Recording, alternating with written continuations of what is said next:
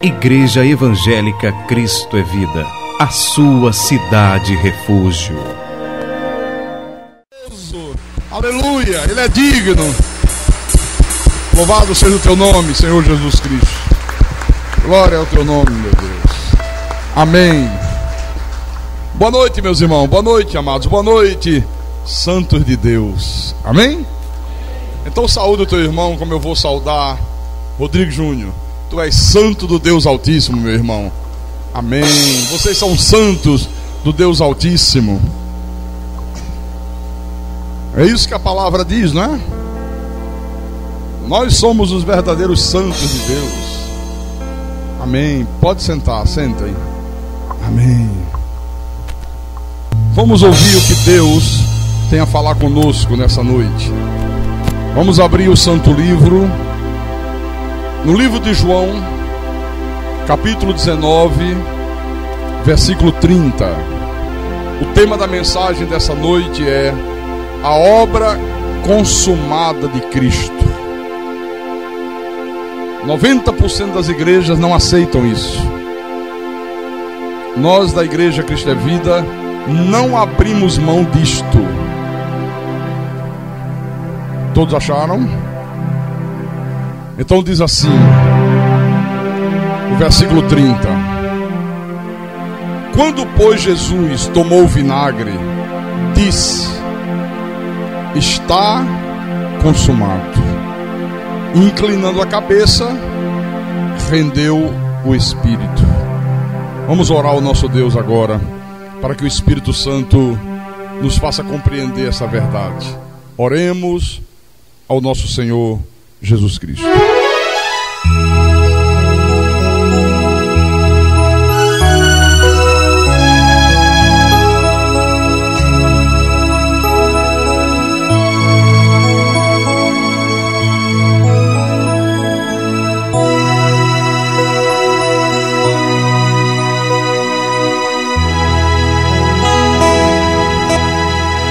Senhor Jesus Cristo, nosso Deus e nosso Pai, já louvamos o Teu nome, já Te adoramos, já sentimos um regozijo na nossa alma, já preparamos a boa terra do nosso coração, para que o semeador venha e semeie a boa semente, aquela que o Senhor disse quando cai na boa terra, ela frutifica a 100%. E queremos nessa noite, meu Deus, aprender um pouco mais de Ti. Queremos crescer um degrauzinho mais no conhecimento da verdade divina, a verdade sagrada, essa verdade que é tão negligenciada pela Tua igreja, é tão negligenciada por aqueles que se dizem mensageiros de Deus, profetas de Deus, pastores de Deus, mas que nós honramos e que não abrimos mão dela. Então fala-nos nessa noite, fala ao teu povo, fala às tuas ovelhas, fala aos teus pequeninos, aos teus escolhidos, aqueles que com mãos de misericórdia o Senhor conduziu a esse santuário nessa noite. Usa-me como teu servo, usa-me como teu pastor. Dá-me a capacidade, meu Deus, de falar essas verdades para a tua igreja, de explanar a tua palavra para os teus pequeninos, porque a minha suficiência, ela vem do Senhor, o meu Deus, o meu Salvador, o meu Redentor que vive. E que tudo, meu Pai, que for proclamado aqui nessa noite, que seja para a tua honra, para a tua glória, para o teu louvor e para o crescimento espiritual do teu povo. Eu te peço em nome de Jesus, em nome do Senhor, e que todos aqueles que creem digam amém e amém. Meus irmãos amados, minhas irmãs em Cristo, é deveras lamentável, mas talvez mais de 90% das igrejas evangélicas não aceitam esta verdade aqui da obra consumada de Cristo, que Jesus consumou a obra, que Ele fez uma obra completa. Eu estava lendo, não lembro aonde, não me recordo.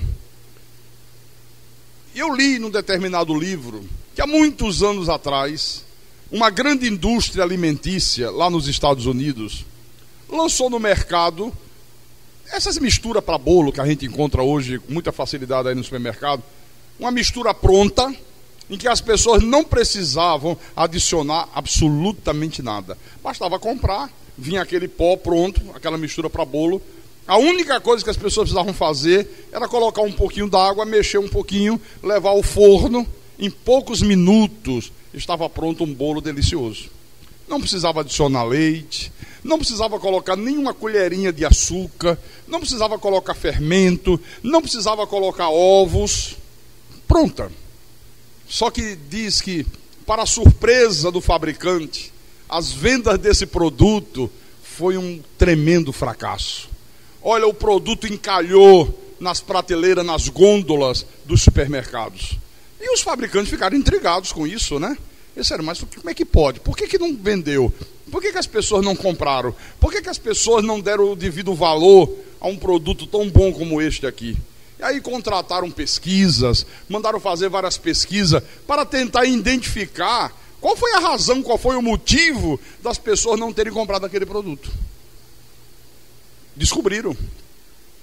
E aí relançaram o produto, só que agora com uma pequenina alteração. Quando as pessoas compravam um produto e elas liam o rótulo, dizia assim: você, quando for fazer o bolo, você vai pegar essa mistura, colocar numa panela e você vai adicionar um ovo. Um ovo apenas. Pega um ovo, quebra, bota lá dentro, gema, clara e tudo. E aí você mexe e leva ao forno. Irmãos, com essa pequena alteração, as vendas dispararam. Diz que vendeu tudo, não parava mais nas prateleiras do supermercado. Eu pergunto, por que as pessoas são assim, né? O que faz com que as pessoas, qual é a razão delas sempre quererem adicionar alguma coisa àquilo que já está pronto, aquilo que já está completo? As pessoas têm essa mania, elas não se satisfazem com aquilo que está pronto, com aquilo que não precisa mais mexer, aquilo que já está feito com perfeição. Há sempre um desejo de mexer, há sempre um desejo de alterar, há sempre um desejo de acrescentar alguma coisa. Eu comprei um suporte para prender a televisão. Eu tenho uma televisão que os irmãos me deram de presente aqui na igreja. Foi o irmão Zé Maria que me deu de presente, quando roubaram a nossa que nós tínhamos aí no apartamento. 29 polegadas. Aí agora com a suíte pastoral pronta, aí eu comprei um suporte que você bota assim na parede, né? Que aí sobra mais espaço no quarto, né? E ela fica pendurada. E aí, quando os irmãos foram instalar e ligaram para mim, disseram: pastor, olha, o irmão fulano disse que não vai aguentar o peso, não vai dar, o outro disse que vai cair. Eu digo, gente, isso aí quando foi fabricado, teve um engenheiro, ele fez cálculo de física para ver o peso, para ver a pressão que uma televisão desse. Ele colocou a coisa muito além do que o peso normal para ter segurança. Esses parafusos aí estão calculados na medida certa. Não vai cair, não cai. Já queriam botar uma chapa de aço que atravessasse a parede, que prendesse por trás, comprar um vergalhão, não sei de quanto, um poste para...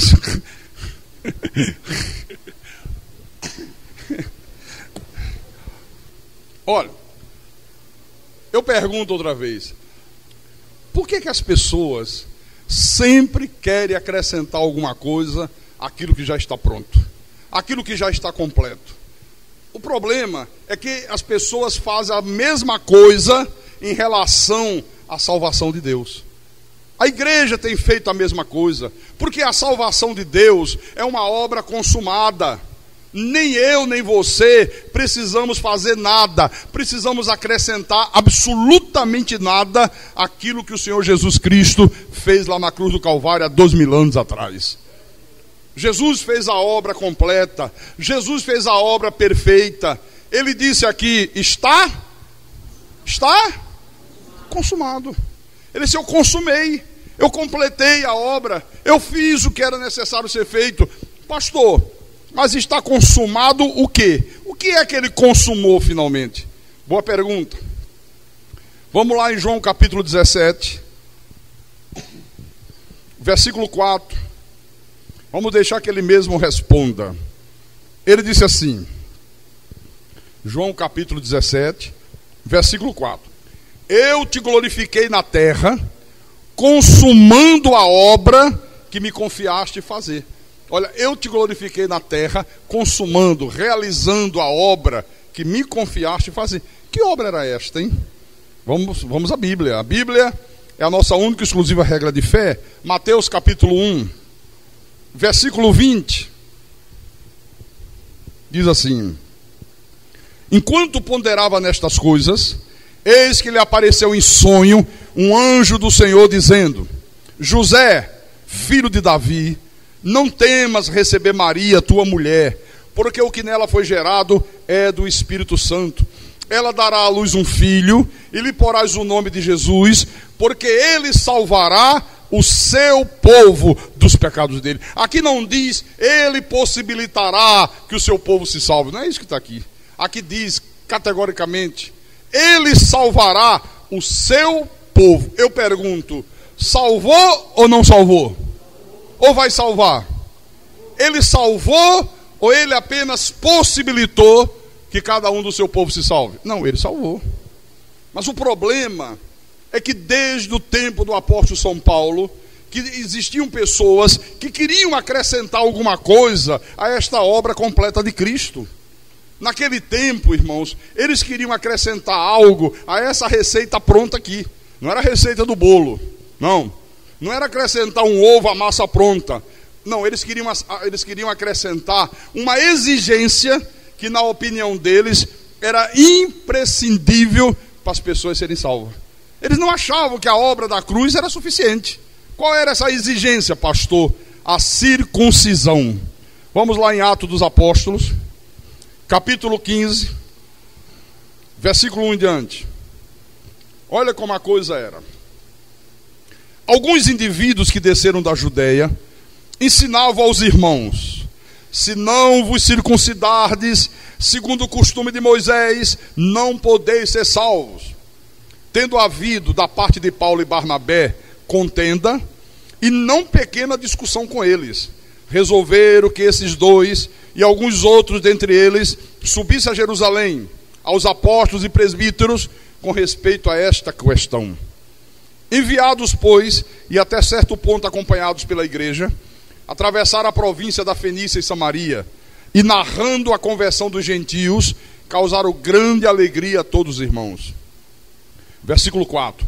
Tendo eles chegado a Jerusalém, foram bem recebidos pela igreja, pelos apóstolos e pelos presbíteros, e relataram tudo o que Deus fizera com eles. Insurgiram-se, entretanto, alguns da seita dos fariseus, que haviam crido, dizendo: é necessário circuncidá-los e determinar-lhes que observem a lei de Moisés. Então era isto aqui que eles faziam naquele tempo. Eles diziam: olha, não basta você dizer que crê em Jesus, não basta você dizer que acredita no que ele fez lá na cruz do Calvário. Se você não fizer a circuncisão, você não pode ser salvo. Você não tem direito à salvação, você não é um salvo, você não tem direito à vida eterna com Deus. Tem que fazer circuncisão, tem que fazer circuncisão. Olha, Paulo reagiu energicamente a esse tipo de ensinamento. Eu vou mostrar para os irmãos aqui em Filipenses, capítulo 3, como nós reagimos hoje, energicamente a tudo aquilo que é contrário à palavra.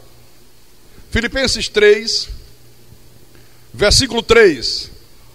Paulo diz: porque nós é que somos a circuncisão, nós que adoramos a Deus no Espírito, e nos gloriamos em Cristo Jesus, e não confiamos na carne. Veja, Paulo diz: olha, nós não confiamos nas obras da lei, nós não confiamos em circuncisão, nós não confiamos em batismo de água, nós não confiamos em jejuns, nós não confiamos nesse sacrifício, porque essa gente aqui, eles confiavam nos sacrifícios, eles confiavam nos jejuns, eles confiavam na circuncisão, porque eles achavam que fazendo essas coisas, eles obtinham méritos diante de Deus.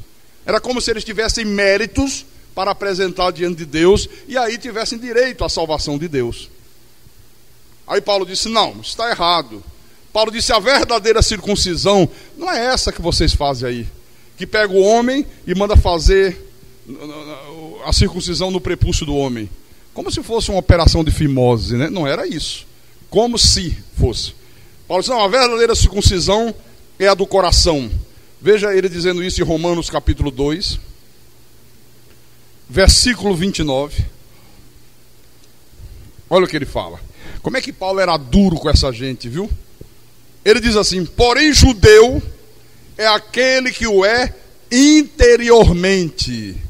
É como se ele dissesse assim hoje, olha, porque cristão é aquele que o é interiormente. Não é uma coisa exterior, não é aquele que tem uma Bíblia, não é aquele que batizou na água, não é aquele que atendeu o apelo, esse não, é aquele que o é interiormente, é uma coisa de dentro, né?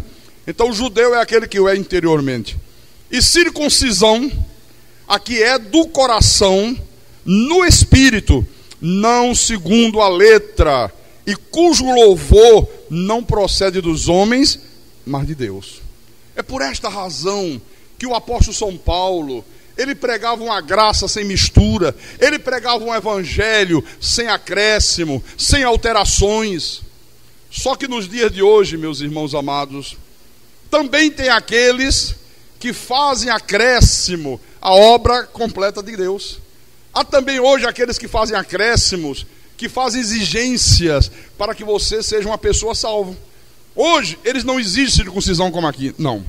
Mas o que é que eles exigem hoje? O batismo nas águas, as vigílias, os jejuns.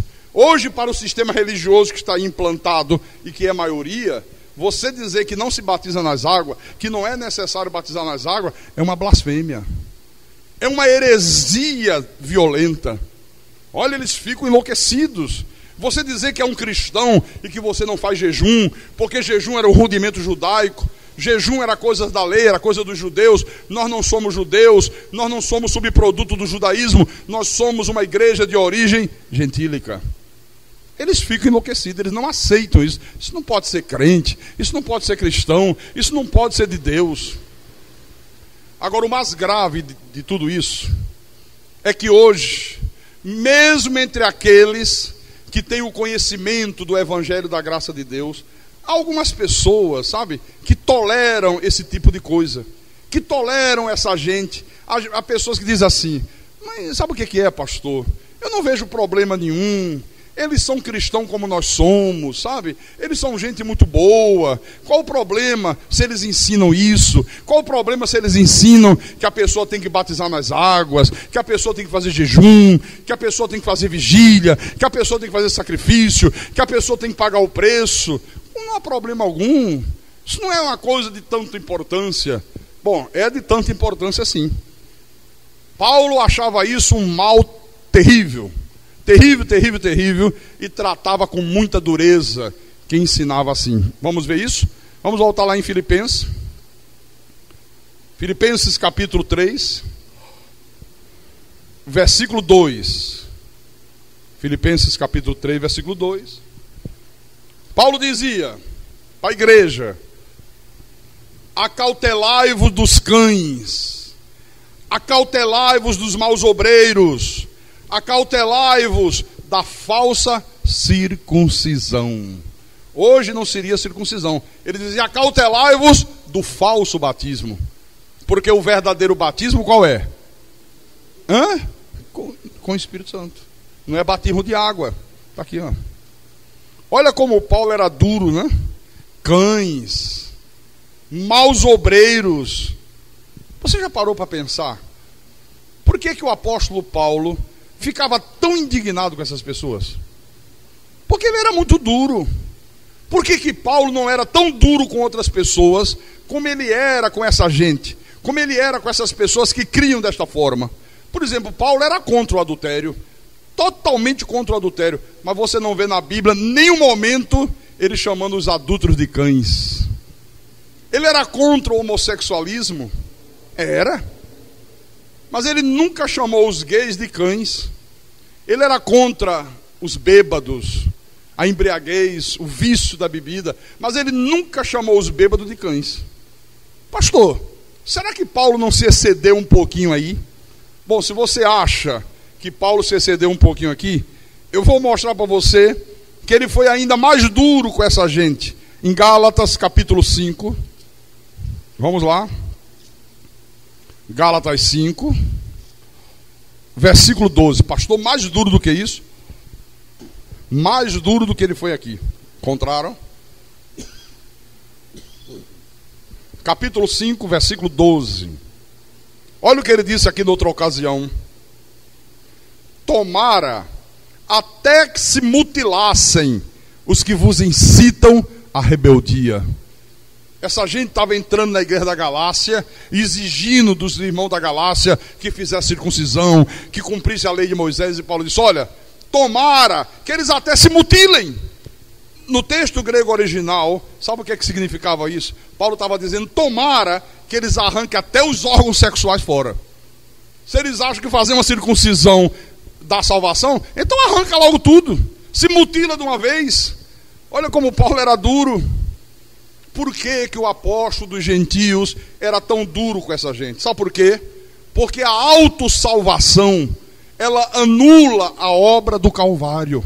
Ela anula aquilo que Jesus fez na cruz. Quando uma pessoa crê que ela tem que aceitar Jesus, que ela tem livre-arbítrio, que é ela que decide, que ela tem que fazer alguma coisa para ser salva, olha, ela está anulando a cruz do Calvário. Quando uma pessoa acredita que para ser salva tem que batizar nas águas, tem que fazer jejum, tem que fazer sacrifício, ela está anulando a obra do Calvário. E as pessoas que são enganadas, meus irmãos, por esse tipo de ensinamento aqui, elas acabam afundando espiritualmente. Elas anulam completamente aquilo que Jesus fez na cruz. Anulam. É como se aquilo que Jesus tivesse feito na cruz não tivesse valor algum.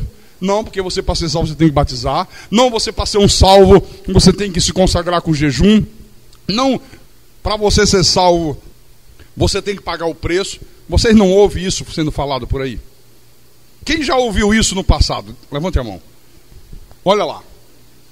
A maioria da igreja. A maioria da igreja, irmãos. Não. A obra do Calvário foi uma obra completa.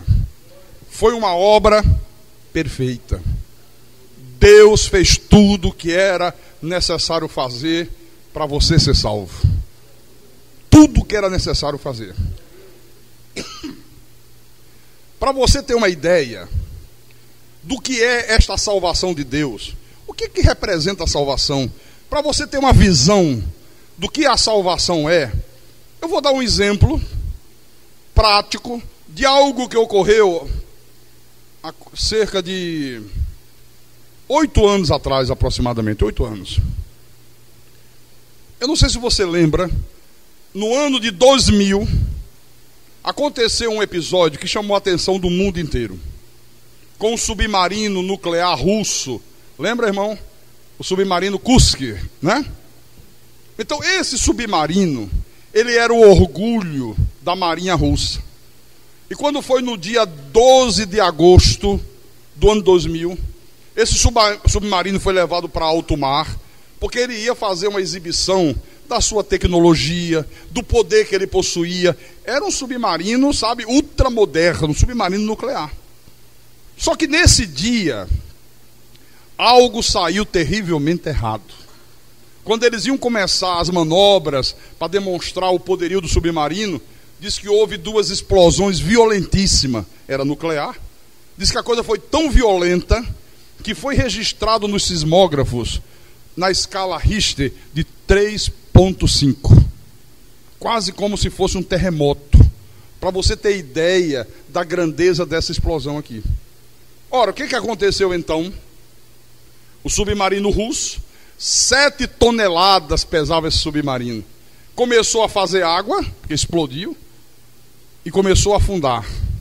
E ele acabou no fundo do Oceano Ártico, a 106 metros de profundidade.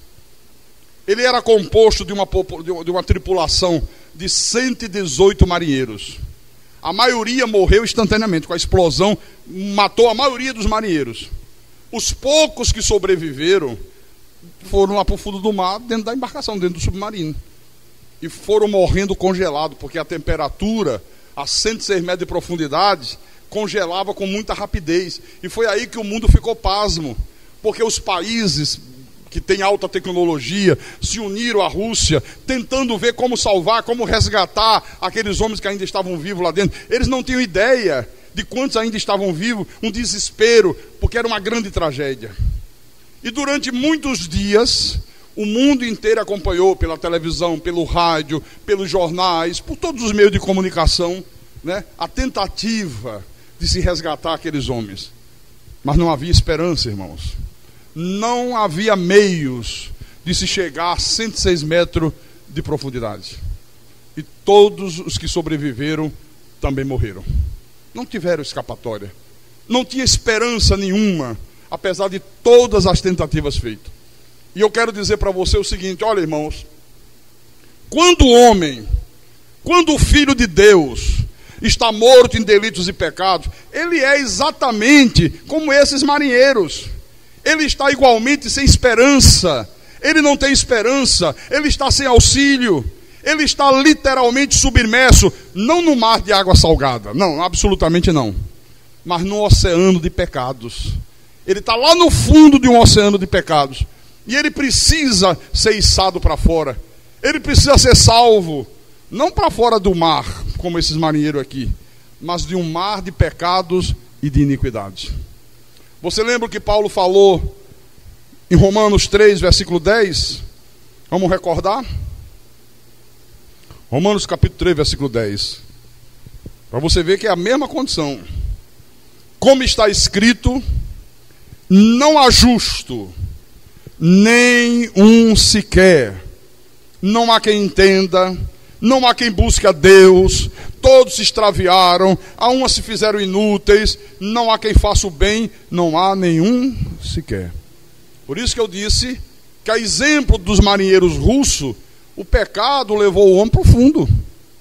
Não para o fundo do oceano ártico, mas para o fundo de um oceano de iniquidade, de pecado e de dor.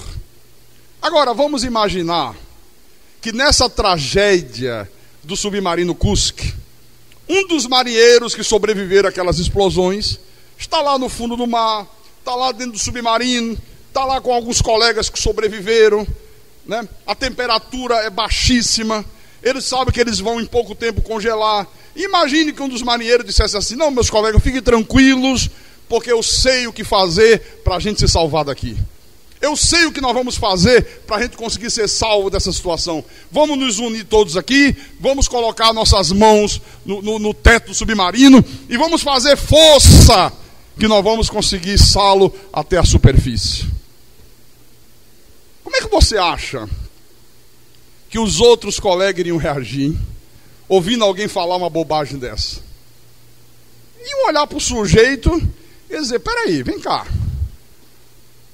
Você está dizendo que nós vamos conseguir empurrar um submarino de 7 toneladas, 106 metros água acima?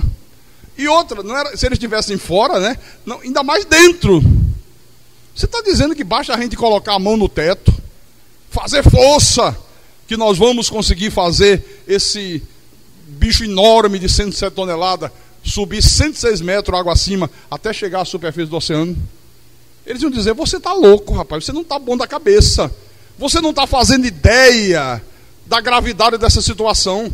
Olha, rapaz, nós não temos como nos salvar, nós não somos fortes o suficiente, nós não somos grandes o suficiente, nós não estamos precisando de força muscular, nós não estamos precisando de força de homem, nós estamos precisando de um grande milagre. Nós estamos precisando de um milagre, rapaz, para sair daqui, só um milagre. Então, aqueles que pregam a autossalvação, que o homem é que decide se quer ser salvo, que o homem é que aceita Jesus, que o homem tem que batizar nas águas para ser salvo, olha, eles que pregam dessa maneira são exatamente como esse marinheiro russo, que eu criei uma suposição aqui, que queria empurrar com a força dos músculos aquele submarino de 7 toneladas até a superfície do mar. É exatamente igual. Porque, meu irmão amado, minha irmã em Cristo, enquanto o homem está morto em delitos e pecados, o que o separa de Deus não são 106 metros de água, mas uma imensidão que não dá para se calcular de pecados e iniquidades. É isso que separa o homem de Deus. é uma coisa que você talvez não faça ideia. Você acha que o homem, pela sua virtude, ou pela força dos seus músculos morais, ele consegue empurrar o seu barquinho até a superfície do mar? Você acha que o homem consegue? Você acha que o atender o apelo de um pregador, ou então o batizar nas águas, é que vai salvar o homem? Você acredita nisso? Não, você da graça de Deus não acredita, mas os da lei lá fora acreditam que sim. Eles dizem, não, está na mão do homem. Não, se o homem fizer alguma coisa, ele se salva. É o homem que decide, é o homem que quer, é o homem que não quer, tudo está na mão do homem. Quer dizer que eles não entenderam a gravidade do pecado. Além de menosprezar o pecado, estão zombando de Deus. Quando se ensina assim, quando se crê assim, está menosprezando o pecado, está zombando de Deus. Você não acha que é muita ousadia alguém dizer que Jesus fez 50% da obra e deixou os outros 50% para a gente fazer?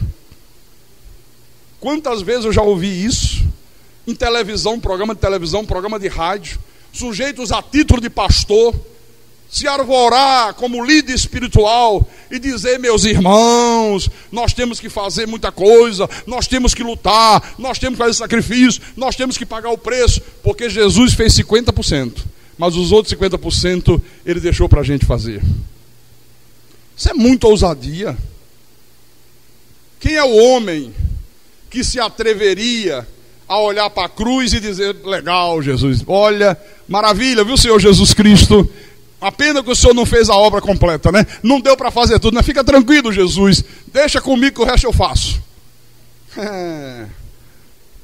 Quem é o homem que se atreveria a fazer isso, a dizer isso? Né? Deixa comigo, fica tranquilo, eu completo o trabalho, eu completo a tua tarefa.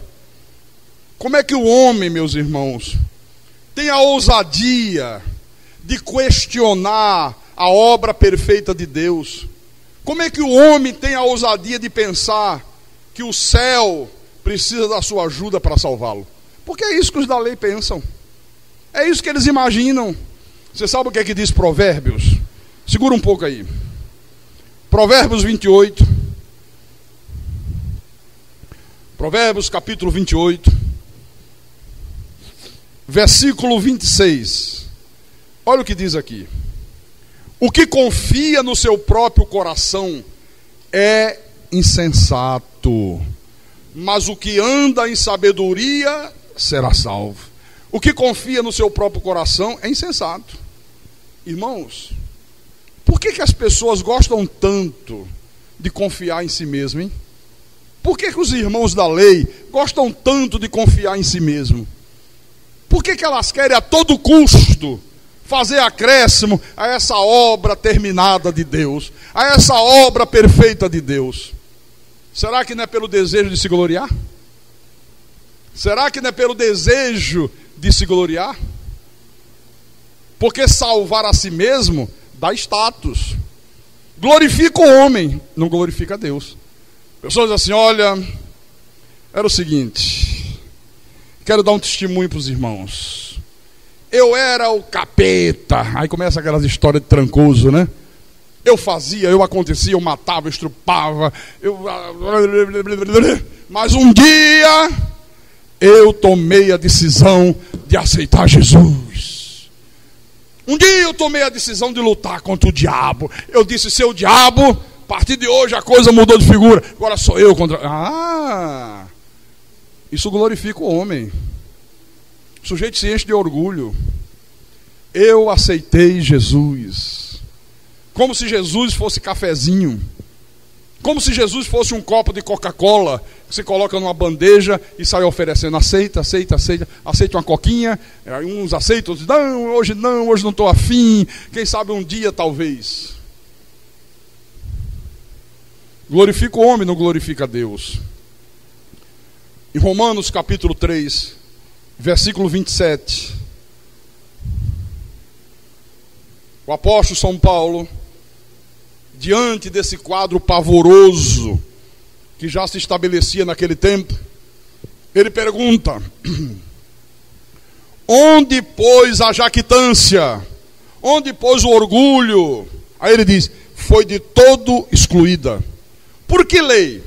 Das obras? Não, pelo contrário, pela lei da fé. Era uma discussão entre tem que fazer alguma coisa, não tem que fazer alguma coisa. O que Jesus fez é suficiente, está completo, está perfeito, ou temos que fazer algo? E algum dizia, não, tem que fazer circuncisão. O outro dizia, não, tem que batizar nas águas. O outro dizia, não, tem que jejuar, não tem que vigiar, não tem que fazer isso, não tem que fazer aquilo. Onde está o orgulho? Onde a soberba? Paulo disse, foi de todo excluída pela lei da fé. Porque quando você vive por fé naquilo que Jesus fez, não há lugar para jactância, não há lugar para orgulho, não há lugar para prepotência. Quando você crê na obra completa de Deus, você tem que se humilhar aos pés de Deus. Você tem que dizer, eu sou um salvo, porque Ele me salvou. Eu não tive nenhuma participação nesse processo. Quando você crê nos desígnios predestinados de Deus, você diz, a exemplo de Paulo, eu sou o que sou pela graça de Deus. Você não diz eu sou isso, eu sou aquilo, porque eu jejuei, porque eu estudei, porque eu me esforcei. Não, acaba todo orgulho. Olha, irmãos, a salvação, ela glorifica o Salvador, nunca aquele que é salvo. Nunca vai glorificar o que é salvo. Ela glorifica aquele que salvou, o Salvador. Diga graças a Deus. Você vê que tanto no passado como no presente, aqueles que creem na autossalvação, é uma coisa terrível isso. Eles sempre se julgam superiores àqueles que não conseguem fazer as coisas que eles fazem. Eles sempre se julgam superior. O sujeito diz assim, não, eu jejuo 40 dias no mês. Se você não consegue fazer 40, você é considerado o lixo. E aquele ali não é nem salvo. O cara não consegue nem jejuar, rapaz. Eu jejuo. Eu faço 40 dias de jejum. Eu consigo ficar 80 horas de joelho em cima de caroço de milho. Olha os meus joelhos. Aí começa o culto ao joelho. Vamos trazer aqui no altar a irmã Mariazinha dos Anzóis Pereira, uma irmã de oração. Olha, essa é ungida, viu? Olha, veja o joelho da irmã. Aí, irmã, levanta aí a saia, irmã, mostra o joelho. Ai. Acaba o culto, todo mundo. Irmã, posso tocar no teu joelho? Eu posso dar um toquinho assim, é uma muita bênção, é muita unção. Culto ao joelho é demais, né? Abra em Lucas 18.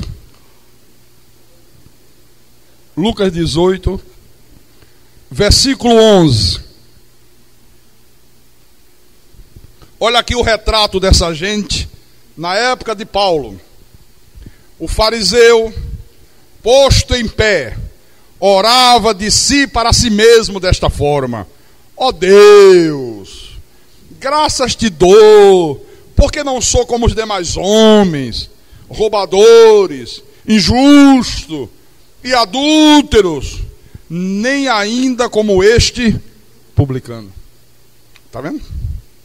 Sempre se julga superior aos outros, sempre se julga melhor do que os outros, né? O suprassumo, em João capítulo 7, vamos um pouco mais à frente. João capítulo 7, versículo 49. Olha só. Diz assim: quanto a esta plebe, que nada sabe da lei, é maldita. Você sabe quem era esta plebe maldita que eles estavam chamando? Aqueles que eram seguidores de Jesus.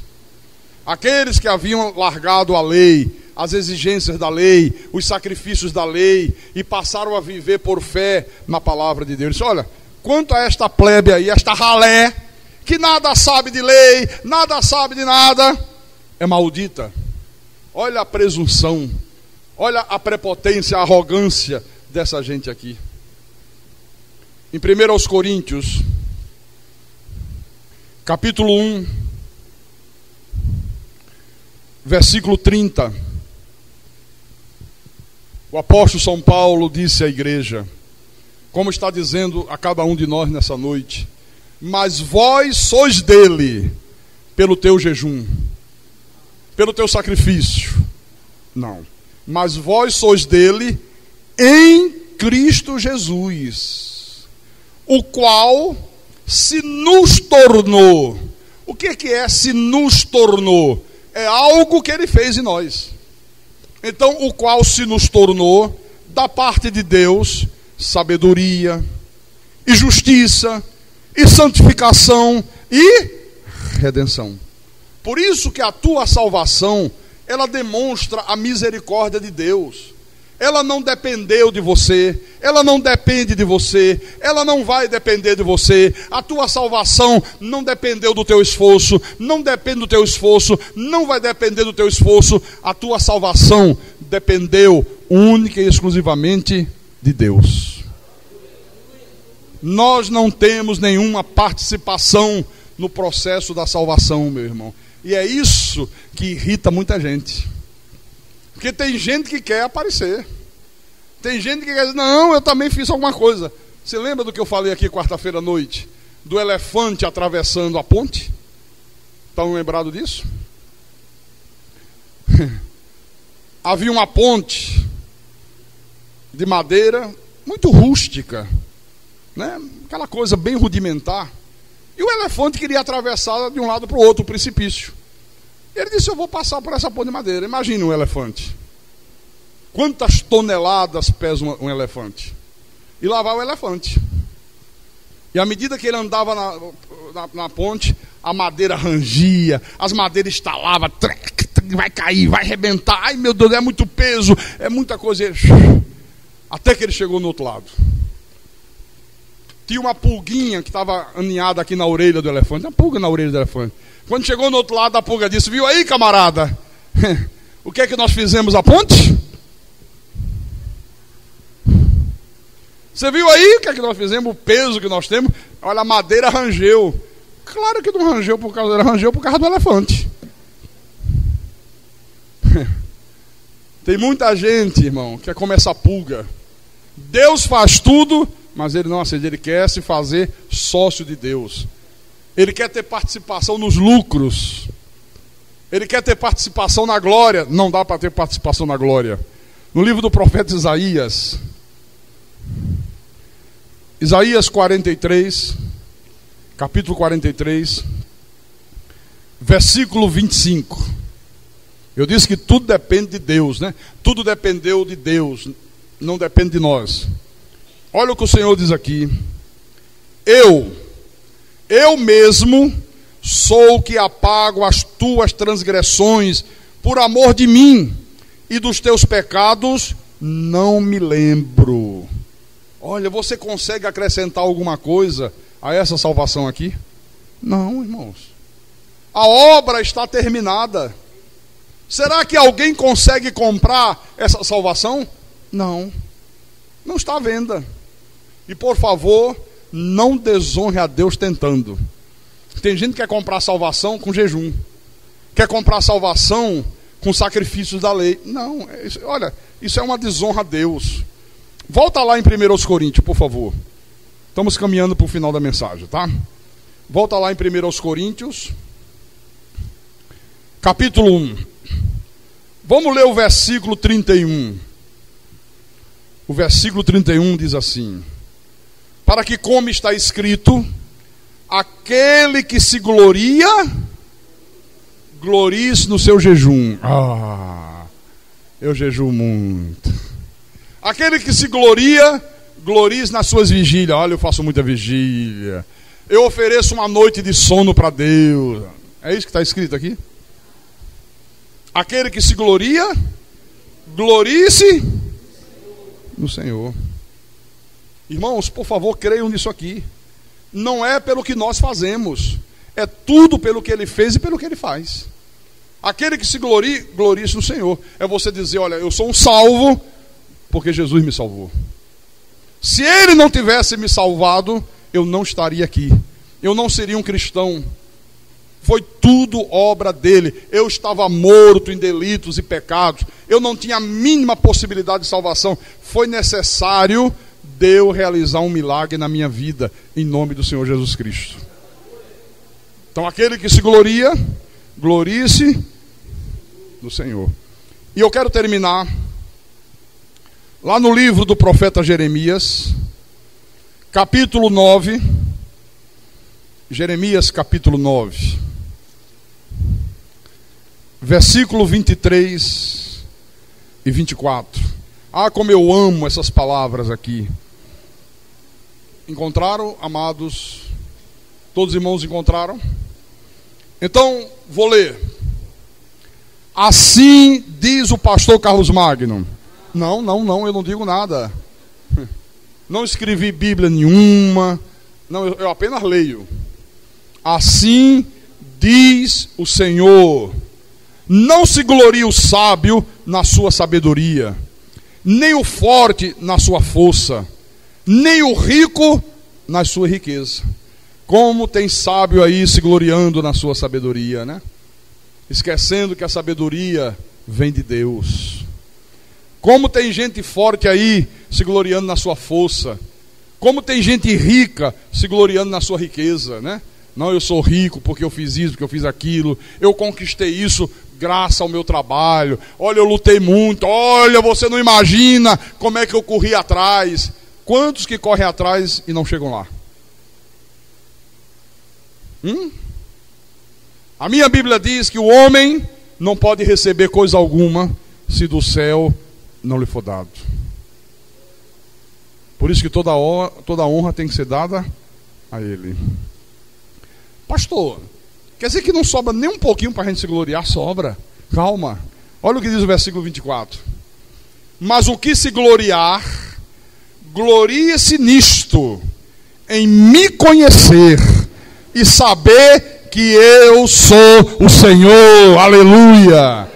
Se glorie em me conhecer. Olha, eu conheço o Deus da Bíblia. Ele é um Deus soberano. Ele é um Deus que está no controle de todas as coisas. Ele é um Deus que nos predestinou em amor. Ele é um Deus que fez a obra completa. Ele é um Deus que derrotou o diabo na cruz do Calvário. Ele é um Deus que nos criou à sua imagem e semelhança antes da fundação do mundo. Escreveu nossos nomes no livro da vida.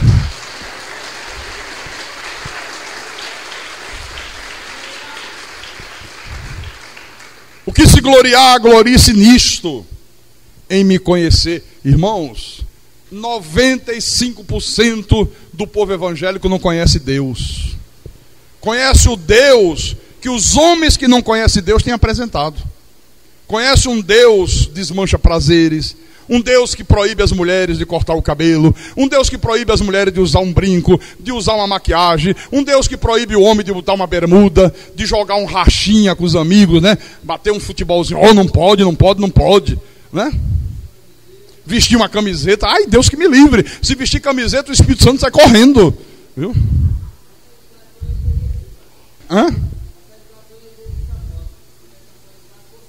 É mesmo, é? Deus que me livre. Um Deus desmancha prazeres. Diz que quando a pessoa se converte, não pode mais ir numa praia, não pode mais gostar de uma música bonita. Não estou falando de música feia, porcaria, não. Há músicas aí que devem ser jogadas numa fornalha 7 vezes acesa. É verdade. Essas porcarias que tem hoje aí, a maioria é porcaria. Aviões do forró, calcinha não sei o que, não sei das quantas. Calypso, aquela mulher que fica, parece uma perua, joga dentro de uma fornalha 7 vezes acesa. Mas há tanta coisa boa, né? Há tanta coisa bonita, há tanta música bem feita, letras maravilhosas que falam de amor, que exaltam a amizade entre os homens, que denunciam os ditadores, que exaltam a natureza que o nosso Deus criou. E aí diz, não, a partir de agora que você se converteu, não pode mais ouvir música do mundo. Não podemos mais ouvir música nenhuma, porque não montaram nenhuma gravadora na lua. Todas as músicas desse mundo. Que bobagem. E o povo de Deus, coitado, vivendo como se fosse cavalo ou mula, como diz o salmista. O salmista diz: não sejais como o cavalo ou a mula, sem entendimento, nos quais os homens põem freios e cabresto e os dirigem. São dirigidos pelos líderes espirituais como se fosse cavalo e mula. Que tristeza. Por isso que as pessoas não conhecem Deus. Apresentam um Deus fraco, um Deus com D minúsculo, um Deus made in Paraguai, falso, fabricado no Paraguai, que diz que o diabo está levando vantagem. Olha, o diabo está levando vantagem, precisamos jejuar mais, precisamos trabalhar mais, porque ele está botando muitos filhos de Deus no inferno. Quando que o diabo pode colocar filho de Deus no inferno, rapaz? Nunca. Se o diabo ou alguma coisa ou alguém pudesse colocar um único filho de Deus no inferno, Deus não seria o todo-poderoso. Ele seria o todo fraquinho. Ele não é o todo fraquinho, ele é o todo poderoso. Não se conhece esse Deus. Você sabe o que é um pregador chegar para uma igreja e dizer assim: olha, quando você fizer uma oração a Deus, quando você fizer um pedido, que for uma coisa muito importante, não fale, ore em pensamento. Aí o cara disse: por quê, pastor? Porque se você orar em pensamento, o diabo não ouve. Disseram isso para você, irmão? Olha lá, lá atrás também, ó. Ó, a pessoa de gente levantando a mão. Ó, lá também, ó, já ouviu isso. Aí você ora em pensamento. Porque se orar de voz alta, na hora que Deus mandar a bênção, o diabo faz... Parece o Rogério Ceni do São Paulo. Dá um voo e pega a benção. Perdeu a benção. Aqui, ó. Por isso que o povo aí fora não pode se gloriar em conhecer Deus. Não conhece Deus, irmão. Conhece o diabo. Ah, fale do diabo, que a turma dá uma aula. Ah, meu irmão, fala do diabo. O diabo? Olha, se você não mandar o cara parar, ele fala 24 horas seguidas. Agora diga-me, fale de Deus. Deus? Deus. Sim, mas fala de Deus. Deus é o Senhor. Sim, o que mais? É Deus. Fala mais alguma coisa? É o Senhor. Mais, é Deus. Não sai disso. Não conhece Deus. Sabe? Não sabe a obra completa que o Senhor realizou naquela cruz. Não conhece o Deus da Bíblia. Conhece corrente. Conhece sal grosso. Arruda, rosa ungida, culto para quebrar maldições. Isso conhece. Como é que se vai fazer um culto para quebrar maldições se o Senhor quebrou todas as maldições? Hein? Por favor, não converse na hora que o pastor prega. Como é que se vai fazer um culto para quebrar maldições? Será que Jesus não quebrou todas as maldições? Será que ele não fez a obra completa? Fez a obra completa. Conhecem despacho na encruzilhada, promessa para santo, vela, copo com água na frente de um rádio, na frente da tela. Ah, isso aí a turma conhece. Agora conhecer o Deus da Bíblia, o Deus que é Senhor, o Deus que é soberano, o Deus que faz misericórdia, juízo e justiça na terra. Eles olha, se glorie disso, porque destas coisas me agrado, diz o Senhor. Aleluia. Aleluia. Olha, quando você crê nessas verdades, você se coloca no lugar de homem e deixa Deus ficar no lugar de Deus. Quando você não crê nisso, você inverte. Coloca Deus no teu lugar e você ocupa o lugar de Deus. Por isso que Paulo se indignava. Por isso que Paulo jogava duro com essa gente. Paulo disse, não, eles não são cristãos não. Eles não são de Deus não. Eles estão invalidando a obra de Cristo. Eles não estão dando a mínima para o que Deus fez na cruz do Calvário. Eles querem colocar Deus no lugar deles e eles querem assumir o lugar de Deus. Não pode. Toda honra, toda glória, todo louvor seja dado a Ele em nome do Senhor Jesus Cristo. Aleluia.